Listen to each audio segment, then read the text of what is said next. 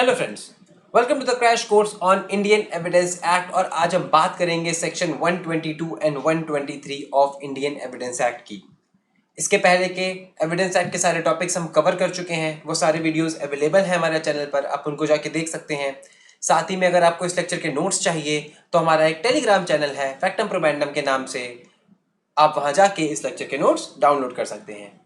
ये जो सेक्शन है ये बिलोंग करते हैं प्रिविलेज्ड कम्युनिकेशन के टॉपिक से, जो कि है 122 से लेकर 132 तक हमारे एविडेंस एक्ट में। ठीक है, तो इसको हम डिस्कस करेंगे। आज हम पढ़ेंगे सेक्शन 122 एंड 123 को, और अगले वीडियो में हम बाकी के बचे हुए सेक्शंस को भी कवर कर लेंगे। तो आइए शुरू करते हैं। देखिए, there are certain matters which a witness cannot either be compelled to disclose, or even if the witness is willing to disclose, he will not be permitted to do so. कुछ ऐसे matters होते हैं जिसका evidence देने के लिए witness को हम कंपेल भी नहीं कर सकते, या फिर अगर किसी सिचुएशन में विटनेस चाहता है उस एविडेंस को देना, फर्निश करना, तो उसको कोर्ट परमिट नहीं करता है। ठीक है, तो ऐसे जो मैटर्स होते हैं इनको बोला जाता है प्रिविलेज्ड कम्युनिकेशन। मतलब इन कम्युनिकेशन को एक प्रिविलेज मिली हुई है कि ये इनका एविडेंस कोर्ट में नहीं दिया जाएगा। फॉर एग्जाम्पल कि a wife can not be permitted to disclose what her husband told her about the matter under inquiry. कोई भी जो अंडर इंक्वायरी मैटर है उसके बारे में अगर एक पति ने अपनी पत्नी को कुछ बताया है तो उस पत्नी को कंपेल नहीं किया जा सकता है कोर्ट में कि वो अपने पति के खिलाफ एविडेंस दे। क्यों नहीं दे? बिकॉज ये जो कम्युनिकेशन हुआ है पति और पत्नी के बीच में, ये प्रोटेक्टेड है as a privilege communication under section 122 of the Evidence Act. ठीक है, जैसा कि मैंने आपको बताया कि इस तरीके के कम्युनिकेशन को कवर किया गया है 122 से लेकर 132 सेक्शंस में। ठीक है, ये जो सेक्शंस हैं इनके बीच में कवर किया गया है, इनको मेके करके देखेंगे। तो आइए शुरू करते हैं। देखिए, हमारा जो सेक्शन 122 है ये बात करता है कम्युनिकेशंस ड्यूरिंग मैरिज। जो एक मैरिज के बीच में, मैरिज के ड्यूरेशन के बीच में जो हस्बैंड एंड वाइफ के बीच में जो कम्युनिकेशंस होते हैं उनसे डील करता है। और ये कहता है कि ऐसे जो भी कम्युनिकेशंस होंगे उनका सबूत कोर्ट में नहीं दिया जा सकता। मतलब ना कंपेल कर सकता है कोर्ट, ना अपने आप से वो हस्बैंड या वाइफ एक दूसरे के खिलाफ एविडेंस दे सकते हैं। It lays down that a wife or a husband may not be compelled to divulge the communication of husband to wife and vice versa.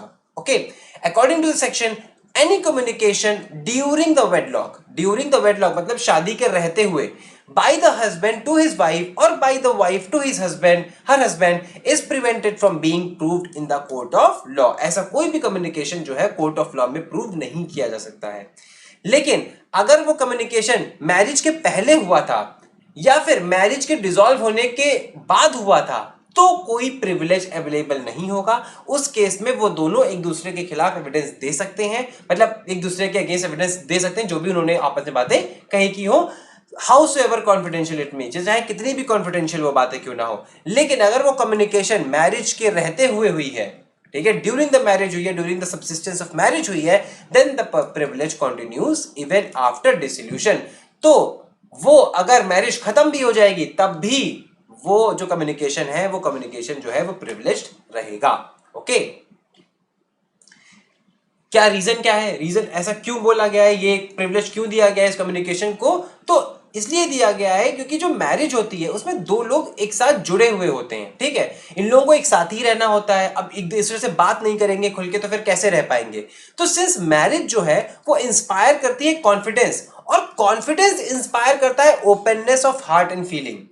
तो ये इनेबल करती है एक मैरिड पर्सन को कि वो अपने स्पाउस से, अपने पार्टनर से फ्री रहे और वो खुल के कुछ भी बोल सके बिना किसी रिस्क के कि वो जो बात है उसे वो डिस्क्लोज कर देगा, अगला पर्सन उसको डिस्क्लोज कर देगा। तो इसीलिए ये जो कम्युनिकेशंस हैं इन कम्युनिकेशंस को बैन किया गया है। ये कम्युनिकेशन जो है कोर्ट में प्रूव नहीं किए जा सकते हैं।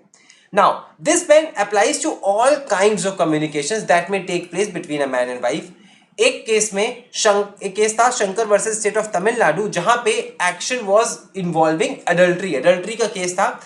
तो जो वुमेन का हस्बैंड था, he was called as a witness and asked if he had any conversation with his wife in relation to the matter. उस मैटर से रिलेटेड क्या कोई कन्वर्सेशन हुआ है उन दोनों के बीच में? तो कोर्ट ने यहाँ पे इस कन्वर्सेशन को डिस्क्लोज करने से मना कर दिया था, रोक दिया था, और कहा था कि ये जो कम्युनिकेशन है it must be stamped with the seal of confidence under section 122 of evidence act. 122 के अंदर इस ये जो कम्युनिकेशन हुई है इसके ऊपर सील ऑफ कॉन्फिडेंस का ठप्पा लगा हुआ है and such conversation can not B disclosed in the open court. ये एक जनरल रूल है, ओके। और इस जनरल रूल के कुछ एक्सेप्शंस भी हैं। अब वो एक्सेप्शंस क्या हैं उनको हम देख लेते हैं। सबसे पहला है कि एक्ट्स अपार्ट फ्रॉम कम्युनिकेशन, मतलब संवाद के अलावा कोई भी और अगर एक्ट है तो उसको हम कोर्ट में प्रूव कर सकते हैं। कोर्ट सेक्शन हमारा ये कहता है कि जो मैरिज के सब्सिस्टेंस के बीच में जो कम्युनिकेशंस हुए हैं, जो संवाद हुआ है, आप उनको प्रूव नहीं कर सकते, लेकिन इस संवाद के अलावा अगर कोई एक्ट हुआ है या कोई ओमिशन हुआ है तो उसको प्रूव किया जा सकता है, okay. A person can testify as to what his or her spouse did on certain occasion, जो उसने किया हो, कोई काम करा हो, though not as to what was specifically said, कुछ कहा गया है वो प्रूव नहीं किया जा सकता, लेकिन अगर स्पाउस ने कोई चीज की है उसका जो एविडेंस है वो दिया जा सकता है। फॉर एग्जाम्पल, एक केस था राम भरोसे वर्सेस स्टेट ऑफ यूपी। यहाँ पे the accused was on trial for murdering his neighbour, उसने अपनी पड़ोसन का खून किया था for purposes of robbing some ornaments, किस पर्पज से कि वो उसके जेवर चुरा सके और फिर वो जाके अपनी वाइफ को उन्हें प्रेजेंट कर सके।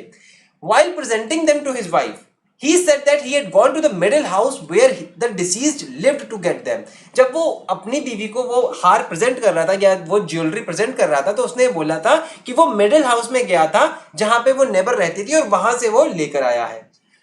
अब ये जो कन्वर्सेशन हुआ है, ये कन्वर्सेशन जो है वाइफ नहीं बोल सकती, लेकिन उस वाइफ ने क्या किया था, देखा था कि एक सुबह उसका हस्बैंड जो है वो छत से नीचे उतर रहा है, बाद में वो भूसा कोठरी में गया, वहां उसे नहाया और नहा के उसने वही कपड़े पहन लिए जो उसने पहले पहने हुए थे और बाद में आके उसको वो हार प्रेजेंट किया। अब ये जो कन्वर्सेशन हुआ इसका एविडेंस तो वो नहीं दे सकती है, लेकिन ये जो उसने एक्ट देखा कि वो छत से नीचे आया, भूसा कोठरी में गया, नहाया वहाया, फिर से वही कपड़े पहने, इस एक्ट का एविडेंस कोर्ट में वो वाइफ दे सकती है। तो Supreme Court said that what the husband said to his wife was not admissible, वो एडमिसिबल नहीं है, लेकिन she could testify as to his conduct, उसके कंडक्ट का जो है टेस्टिफिकेशन वो वाइफ दे सकती है, ओके।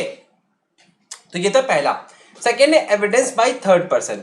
अब ये जो सेक्शन है ये कहता है कि अगर हस्बैंड और वाइफ के बीच में कोई कम्युनिकेशन होता है तो हस्बैंड वाइफ के खिलाफ नहीं कोई एविडेंस दे सकती है, वो दे सकता है, और वाइफ हस्बैंड के खिलाफ कोई एविडेंस नहीं दे सकता है, लेकिन यहाँ पे थर्ड पर्सन का कोई मेंशन नहीं है। तो अगर इनके बीच का जो कन्वर्सेशन है वो किसी थर्ड पर्सन ने सुन लिया या उसको इसके बीच के जो कन्वर्सेशन हुआ है उसका एक्सेस मिल गया, तो ये जो थर्ड पर्सन है ये एविडेंस दे सकता है, ठीक है। The communication and conversation between husband and wife taking place in the presence of a third person, ये किसी थर्ड पर्सन के प्रेजेंस में दिया है, और when overheard by a third person then it can be testified to by the third person, वो third person उसका testification दे सकता है।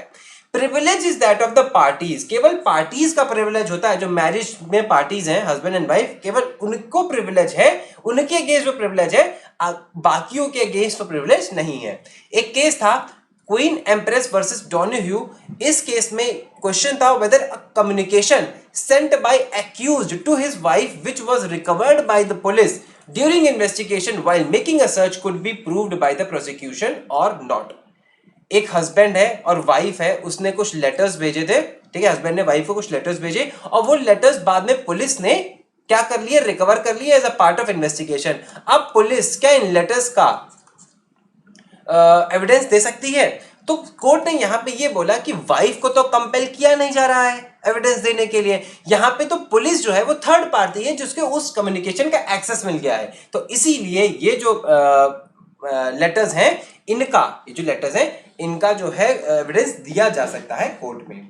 ऐसे ही एक केस था केरला का एमसी वर्गीज वर्सेस टीजे पोनान। यहाँ पे कुछ लेटर्स थे, वो एक हस्बैंड ने अपनी वाइफ को भेजे थे जिसमें वो अपने फादर इन लॉ की कुछ बुराई कर रहा था, कुछ डिफेमेटरी बातें बोल रहा था, जो कि उस वाइफ ने अपने पापा को दे दी, मतलब उसकी फादर इन लॉ को वो दे दी।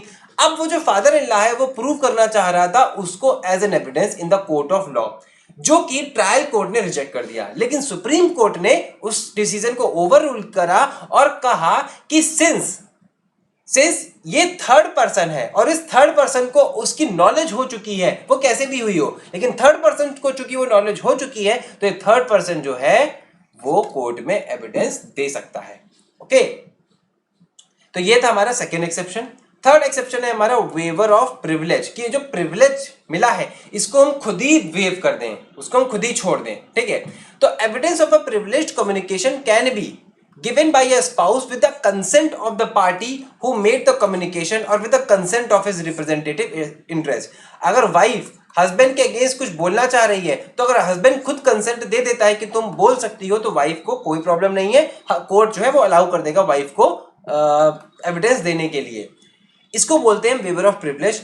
वेवर में take place by reason of an advance consent, या तो एडवांस कंसेंट के थ्रू भी हो सकता है, या फिर हस्बैंड या वाइफ जब विटनेस बॉक्स में पहुंचा और वो एविडेंस देना शुरू किया तो और अदर स्पाउस ने अगर उसको नहीं रोका विद इन रीजनेबल टाइम, ठीक है, उसको ऑब्जेक्ट नहीं किया, तो वो भी एक तरीके का इंप्लाइड कंसेंट माना जा सकता है। तो मतलब एडवांस कंसेंट भी हो सकता है और इंप्लाइड कंसेंट भी हो सकता है। इंप्लाइड कंसेंट ऐसे होगा कि जिस समय वो पर्सन आपके खिलाफ एविडेंस दे रहा था तो आपने उसको रीजनेबल टाइम के अंदर नहीं रोका, और अगर आपने नहीं रोका तो ये आपका इंप्लाइड कंसेंट हो गया, ठीक है। और लास्ट एक्सेप्शन है हमारा क्राइम्स और सूट्स बिटवीन मैरिड पर्सन। जो मैरिड पर्सन है, वाइफ और हस्बैंड, इन्हीं के बीच में अगर कोई क्राइम हुआ है या फिर सूट इनके बीच में हुआ है तो यहां पे एविडेंस दिया जा सकता है। हियर जो लास्ट वर्ड्स है हमारे सेक्शन 122 के, ये क्लियरली रिकॉग्नाइज करते हैं इस एक्सेप्शन को और कहते हैं कि such communications may be disclose in suits between married person. जो मैरिड पर्सन के बीच में सूट्स हुए होंगे उनके तब ये कम्युनिकेशन जो है वो दिया जा सकता है, इस कम्युनिकेशन का एविडेंस दिया जा सकता है, ठीक है। और in those proceedings in which one married person is prosecuted for any crime committed against the other, एक दूसरे के अगेंस्ट अगर कोई क्राइम किया है तो उस केस में भी इन कम्युनिकेशंस का जो है एविडेंस दिया जा सकता है।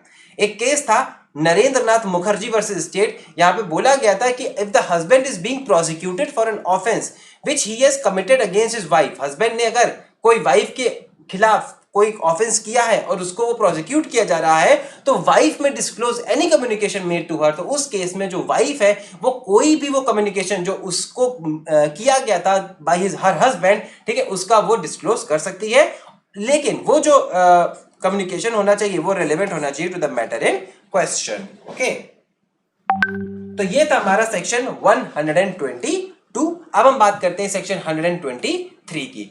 हमारा सेक्शन 123 बात करता है evidence as to affairs of state, ठीक है। ये जो सेक्शन है ये प्रोटेक्ट करता है हमारे अनपब्लिश्ड रिकॉर्ड्स को फ्रॉम बीइंग डिस्क्लोज। जो रिकॉर्ड्स पब्लिश नहीं किए गए, जो पब्लिक डोमेन में नहीं है, उनको डिस्क्लोज करने के को बचाने के लिए, उनके डिस्क्लोज होने से बचाने के लिए ये सेक्शन लाया गया है। और कहता है ये सेक्शन कि no one shall be permitted to give any evidence derived from an unpublished official record relating to any affairs of the state unless the head of the department concerned permit। Unless तब तक नहीं आप उसको print कर सकते हैं, तब तक डिस्क्लोज नहीं कर सकते हैं जब तक जिस डिपार्टमेंट के आप वो अनपब्लिश्ड रिकॉर्ड्स को पब्लिश करना चाह रहे हैं उसका हेड आपको परमिट ना कर दे, ठीक है। अगर उसके हेड ने आपको परमिट कर दिया तो आप वो अनडिस्क्लोज्ड वो आप जो है अनपब्लिश्ड ऑफिशियल रिकॉर्ड्स को डिस्क्लोज कर सकते हैं, और अगर उन्होंने नहीं किया तो आप नहीं कर सकते, ठीक है। ये जो सेक्शन है ये बेस है on the Latin maxim of सैलस पॉपुली एस सुप्रीमा लेक्स, जिसका मतलब होता है regard for the public welfare is the highest law. Public welfare का जो रिगार्ड है वो हाईएस्ट लॉ होता है, ठीक है। नाउ व्हाइल अप्लाइंग सेक्शन 123, 123 को अप्लाई करते समय जो प्रिविलेज क्लेम करने का अधिकार है वो हेड ऑफ डिपार्टमेंट के पास होता है, और ये उसके एब्सोल्यूट डिस्क्रिशन पे होता है कि वो किस सब्जेक्ट मैटर पे कौन सा डिस्क्रिशन अप्लाई कर ले, ठीक है। वो अगर कहता है कि particular matter affair of the state है और इसको डिस्क्लोज नहीं किया जा सकता है तो ये उसका डिस्क्रिशन है कि वो ऐसा कर सकता है, लेकिन ये डिस्क्रिशन सही है या नहीं है, मतलब इसको चैलेंज किया जा सकता है कोर्ट में। इस डिस्क्रिशन को आप कोर्ट में जाके चैलेंज कर सकते हैं और उसके ऊपर जो फाइनल डिसीजन होगा, जो फाइनल अथॉरिटी होगी वो किसकी होगी, कोर्ट की होगी। ओके, कोर्ट लास्ट में डिसाइड करेगा कि ये जो मैटर है ये जो है इसको डिस्क्लोज किया जा सकता है, नहीं किया जा सकता, या इस ये जो है सेक्शन 123 के जो एम्बिट है उसके अंदर आता है या नहीं आता है। ओके, हम अगर सेक्शन 162 को पढ़ते हैं तो 162 ये कहता है कि when a person has been summoned to produce a document, he should produce it even if there is any objection to its production। अगर किसी पर्सन को कोई डॉक्यूमेंट प्रोड्यूस करने के लिए बुलाया जा सकता है तो उसको वो प्रोड्यूस करना ही पड़ेगा, चाहे उसको उसके प्रोडक्शन में कोई ऑब्जेक्शन ही क्यों ना हो। और अगर कोई ऑब्जेक्शन है तो वो ऑब्जेक्शन सही है या नहीं सही है, ये जो है डिसाइड कौन करेगा, ये कोर्ट डिसाइड करेगा। अब इस सेक्शन को अगर हम 123 के साथ पढ़ेंगे तो हमको ये समझ में आएगा कि अगर कोई ऑब्जेक्शन हेड ऑफ डिपार्टमेंट लगाता है उस पर्टिकुलर रिकॉर्ड के ऊपर, तो जो फाइनल डिसीजन है कि वो जो परमिशन उसने दी वो नहीं दी है या फिर जो दी है वो सही है नहीं सही है, तो ये कोर्ट ही डिसाइड करेगा। Okay, supreme court in the case of state of Punjab versus Sukhdev Singh सोधी ये कहता है कि ये जो बेसिस है, ये जो थ्योरी है, इसका बेसिस ये है कि if the production of the document in question would cause an injury to the public interest, अगर पब्लिक इंटरेस्ट को वो इंजरी कॉज कर रहा है और कोई कॉन्फ्लिक्ट अराइज हो रहा है पब्लिक इंटरेस्ट और प्राइवेट इंटरेस्ट में, तो हमेशा जो प्राइवेट इंटरेस्ट है उसको जो है ईल्ड करना पड़ेगा in the matters of public interest. मतलब पब्लिक इंटरेस्ट बड़ा है और प्राइवेट इंटरेस्ट छोटा है, तो अगर वो डिस्क्लोज करना, उस रिकॉर्ड को डिस्क्लोज करना पब्लिक इंटरेस्ट के हित में नहीं है, तो फिर जो है उसको डिस्क्लोज नहीं किया जाएगा। और अगर वो पब्लिक इंटरेस्ट में है, कोई फर्क नहीं पड़ता है पब्लिक इंटरेस्ट को, कोई हार्म नहीं पहुंचता है पब्लिक इंटरेस्ट को, तो उसको डिस्क्लोज किया जा सकता है। ओके, तो आज हमने पढ़ा सेक्शन 122 एंड 23। अगली बार जब हम आपसे मिलेंगे तो बाकी के बचे हुए सेक्शन 124 से लेकर 132 तक हम डील करेंगे। ठीक है, लॉ फील्ड से रिलेटेड अगर आपको कोई और इन्फॉर्मेशन चाहिए तो आप इस ऐप को डाउनलोड कर सकते हैं, लॉ समझो मेकिंग लॉ इजी। इसमें आपको रीसेंट केसेस का क्रिटिकल एनालिसिस मिलेगा, साथ ही में आपको जो कोई और लॉ फील्ड से जानकारी चाहिए तो वो आपको इस पर मिल जाएगी। मेरे जो वीडियोस हैं उनका अपडेट भी आपको इस ऐप पे मिल सकता है, और साथ ही में इसी जगह पे उसी ऐप में आपको मेरे नोट्स भी मिल जाएंगे। मैं आपको एक और बात बताना चाहता हूं कि हमने एक सीआरपीसी की सीरीज शुरू की है।